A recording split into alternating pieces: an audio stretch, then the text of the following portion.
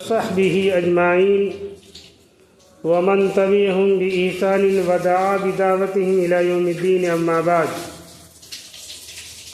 فأعوذ بالله من الشيطان الرجيم بسم الله الرحمن الرحيم إن الله اشترى من المؤمنين أنفسهم وأموالهم بأن لهم الجنة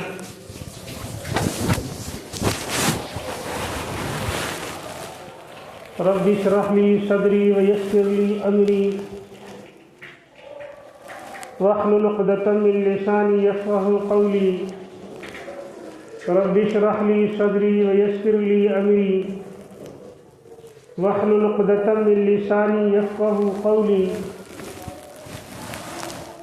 رب اشرح لي صدري ويسر لي أمري واحلل عقدة من لساني يفقهوا قولي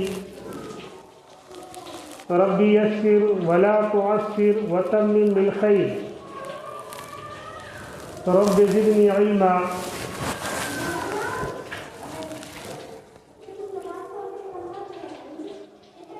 میرے معزز سامعین اکرام، اللہ جل جلالہ عما نوالہ کا شکر اور احسان ہے کہ اللہ نے جو زندگی بخشی ہے وہ اللہ کی انمول نعمت ہے، اللہ کی انمول خزانے کی قیمتی دولت ہے.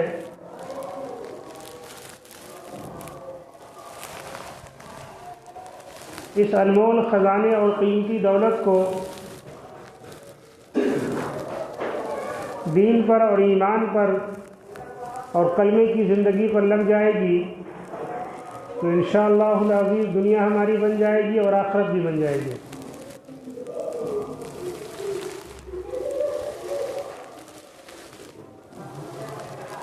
اللہ نے دن کو رات، رات کو دن میں داخل کرتا ہے، نکالتا ہے.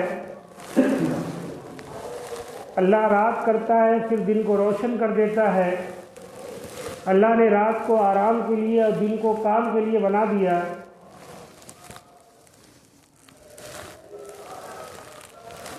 سب سے بڑا کام اللہ کی خوشنودی ہے. سب سے بڑا کام دنیا میں رہ کے آخرت کی کھیتی ہے. دنیا کی مثالیں اگر دی جائیں اور سمجھایا جائے تو آدمی کماتا ہے پھر کھاتا ہے، بغیر کمائے کھا نہیں پاتا ہے. یا تو بھیک مانگ کے کھائے یا کما کر کھائے. دنیا میں بھی مشاہدہ یہی ہے، لیکن اللہ رب العزت نے اس دنیا کو آخرت کی کھیتی بنائی ہے کہ جتنا تم دنیا میں ہمارے لیے کما لوگے، بنا لوگے، ہم تم کو آخرت میں وہ زندگی عطا فرمائیں گے، وہ عیش عطا فرمائیں گے جس عیش کی تم نے دنیا میں سوچا بھی نہیں ہوگا. دنیا ہر حال میں ہماری اور آپ کی کٹ رہی ہے اور کٹ جائے گی، چاہے تنگ دستی کا عالم ہو، چاہے بیماری کی حالت میں ہو، چاہے خوشحالی کی حالت میں ہو. دنیا تو ختم یقیناً ہو جائے گی.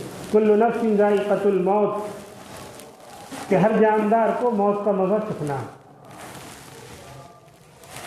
ہمارے والد، ہمارے دادا، ان کے ابا، اپنے خاندان رشتہ دار میں بھی اگر ہم دیکھیں اور تلاش کریں تو جس کے ذریعے سے ہم دنیا میں آئے وہ ہمارے والد تھے، جس کے ذریعے سے ہمارے والد آئے وہ ہمارے دادا تھے، جس کے ذریعے سے ہمارے دادا آئے وہ ہمارے پردادا تھے.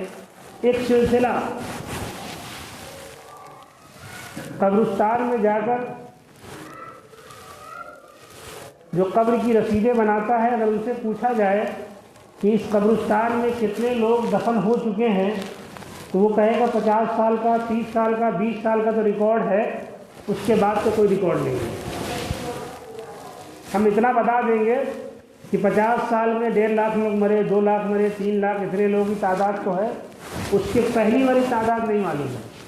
وہ رجسٹر بھی پھٹ گئے، وہ کاغذ بھی گل گئے اور سب ختم ہو گیا، اگر کوڑے میں جلا دیا گیا، اس کی کوئی ضرورت ہی پیش نہیں آئی. کسی قبرستان میں کوئی ریکارڈ موجود نہیں ہے، کسی سرکار کے خزانے میں کوئی ریکارڈ موجود نہیں ہے کہ یو پی میں کتنے مسلمان تھے اور کتنے مر گئے اور کتنے بچے ہیں، لیکن اللہ کے یہاں سارا ریکارڈ موجود ہے۔ کرامن کاتبین، اللہ کے یہاں سارا ریکارڈ موجود ہے کہ جتنے لوگوں کو ہم نے دنیا میں بھیجا وہ تعداد یہ ہے، جتنے بھیجنے والے ہیں وہ تعداد یہ ہے، جتنے قبر میں آرام فرمائے ان کی تعداد یہ ہے، سارا ریکارڈ اللہ کے یہاں موجود ہے۔ ہم اور آپ، ہمارے اور آپ کے کندھوں پہ 2 فرشتے اللہ نے مقرر فرمائے ہیں، جس کو قرآن نے کہا ہے کرامن کاتبین یعلمون ما تفعلون، کہ 2 فرشتوں کو بٹھالا ہے، ایک نیکی کا فرشتہ ہے اور ایک بدی کا فرشتہ ہے۔ نیکی کا فرشتہ بھی ہر وقت ہمارے ساتھ رہتا ہے، ہمارے سیدھے کندھے پہ نیکی کا فرشتہ رہتا ہے اور ہمارے الٹے کندھے پہ بائیں بدی کا فرشتہ رہتا ہے۔ نیکی والا فرشتہ ہمارے نماز کو، ہمارے روزوں کو، ہماری زکوٰۃوں کو، ہماری سچائی کو، ہماری اچھائی کو، ہماری صدقے اور خیرات، جتنے بھی ہم اچھے کام اچھی نیت سے ساتھ کرتے ہیں وہ نیکی والا فرشتہ جو ہے نوٹ کر لیتا ہے۔ یہاں تک کہ ہم ارادہ کرتے ہیں کہ انشاءاللہ ہمارے پاس پیسہ آیا، اللہ نے اگر ہم کو نوازا اور دیا تو اتنے پیسے مسجد میں ہم دیں گے، 10,000 5,000 1,000 2,000 5 روپے 1 روپے، وہ نیکی والا فرشتہ فوراً نوٹ کر لیتا ہے کہ اس نے نیت کر لی ہے، اس نے نیت کر لی ہے دینے کی، اس کو نیکیاں ملنا وہیں سے شروع ہو جاتی ہیں۔ کسی نے ارادہ کر لیا کہ اگر اللہ نے پیسہ مجھ کو دیا تو میں حج پہ جاؤں گا، نیکی والے فرشتے نے فوراً نوٹ کر لیا کہ حاجی، ان کا نام حاجیوں میں لکھ دو، اس نے نیت کیا ہے۔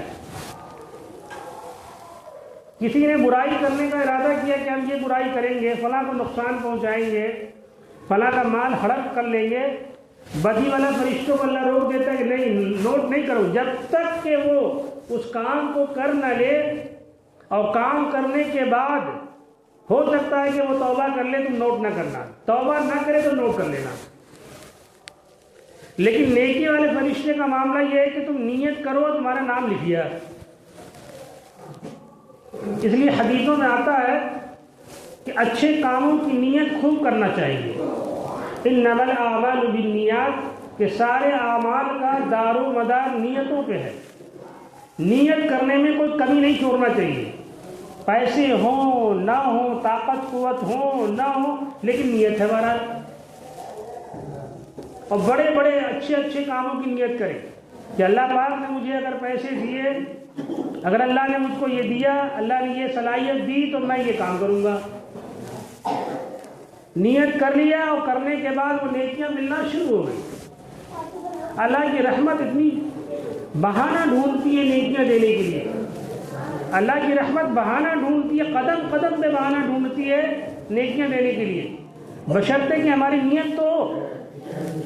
حضرت مولانا اشرف علی تھانوی رحمۃ اللہ علیہ بہت بڑے عالم گزرے ہیں ہندوستان کے، جس کو حکیم الامت کا لقب دیا گیا، امت کے حکیم، امت کے کمزوریوں کو وہ جانتے تھے۔ 1400 کتابیں لکھ ڈالی انہوں نے، 1400 کتابیں، پورا دیوبند جو ہے ان کی کتابوں سے بھرا پڑا، بڑی بڑی کتابیں،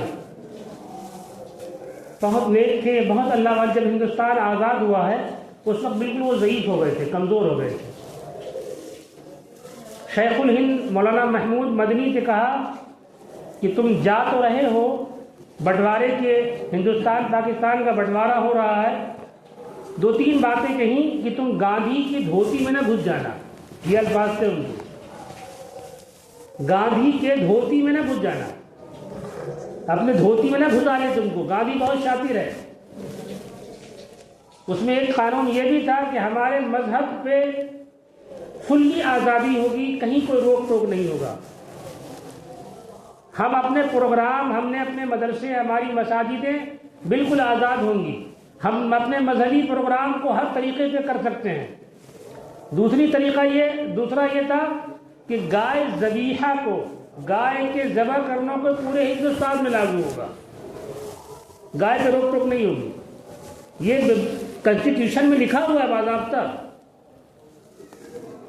لیکن بہرحال جس اسٹیٹ میں جو جس صلاحیت کے تھے اس وقت تو جائز تھی، لیکن پھر روک تھام جس کی اکثریت زیادہ تھی ہونا شروع ہو گئی۔ تو مولانا اشرف علی تھانوی رحمۃ اللہ علیہ، میں جن کا ذکر کر رہا تھا، وہ اپنے وقت کے بہت بڑے عالم تھے، حکیم الامت۔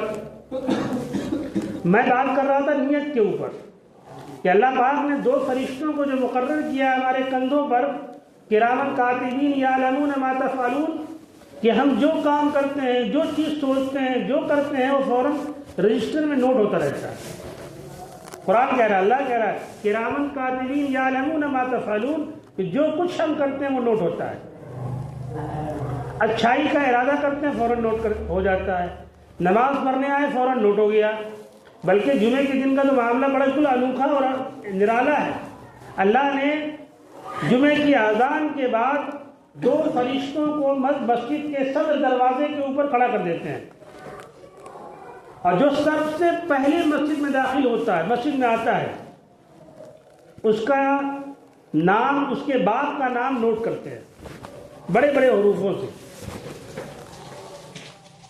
جو سب سے پہلے مسجد میں آتا ہے اس کا نام بڑے حروفوں میں جو ہے فرشتہ نوٹ کرتا ہے، فلاں بن فلاں، جس کا نام یہ ہے، اس کے باپ کا نام یہ ہے، اس کو اللہ کے راستے میں سرخ لال اونٹ صدقہ کرنے کا ثواب ملتا ہے اللہ کے راستے میں۔ سن رہے آپ؟ جو سب سے پہلے مسجد میں اذان کے بعد داخل ہوتا ہے، آتا ہے، اس کو ثواب اللہ پاک اتنا دیتے ہیں کہ لال اونٹ اللہ کے راستے میں صدقہ کرنے کا ثواب۔